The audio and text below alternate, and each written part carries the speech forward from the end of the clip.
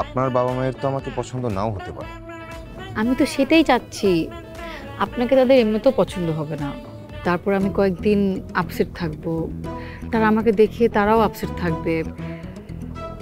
এরপরে আমি বাবাকে বলবো আপনি আমাকে ধোঁকা দিয়েছেন। বাহ, চলে এসেছেন? হ্যাঁ, কোথায় যাবেন? আজকে আপনাকে নিয়ে সারা শহর ঘুরবো, আর আপনার সাথে কিছু জরুরি কথাও আছে। আমি রিক্সা বেশি সময় চালাতে পারি না, ওই পা ব্যথা করে। নতুন চালক তো, তাই। আচ্ছা, তাহলে রিক্সাটা পাল্টে একটা অটো রিক্সা নেওয়া যায় না? না, মানে আমি তো অটো রিক্সা চালাতে পারি না। আচ্ছা ঠিক আছে, তাহলে আমরা কোথাও বসে কথা সেরে নিব। চলেন।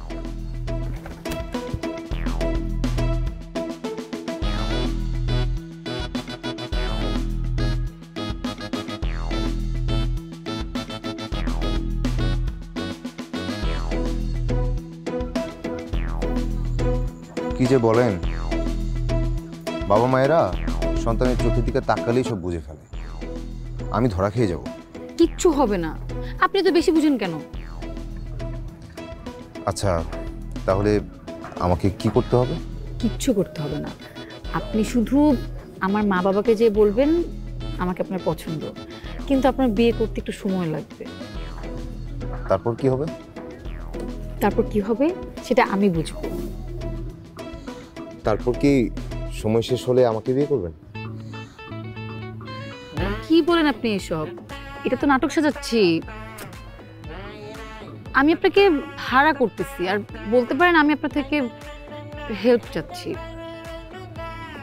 আপনার বাবা মায়ের তো আমাকে পছন্দ নাও হতে পারে। আমি তো সেটাই চাচ্ছি। আপনাকে তাদের এমনিতেও পছন্দ হবে না। তারপর আমি কয়েকদিন আপসেট থাকবো, তারা আমাকে দেখে তারাও আপসেট থাকবে। এরপরে আমি বাবাকে বলবো আপনি আমাকে ধোঁকা দিয়েছেন।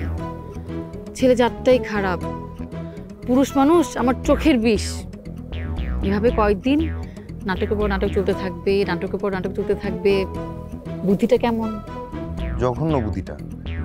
আপনি আমার মতো একটা ছেলের কাঁধে বন্দুক রেখে এরকম ফালতুগুলি ছুড়বেন? আপনি তো ভয়াবহ মেয়ে। মেয়েরা ভয়াবহই হয়।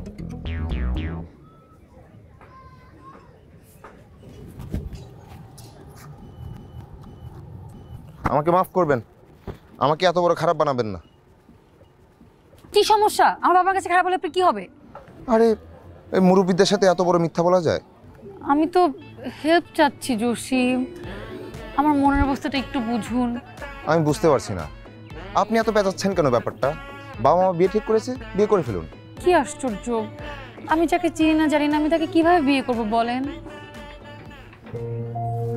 তাও ঠিক, ভালো না লাগলে কিভাবে কি, তার উপর আবার চেনেন না জানেন না। শহরটায় যে কি বিপদ ঘুরছে, নানা জনের নানা রকম বিপদ, বিপদ আর বিপদ।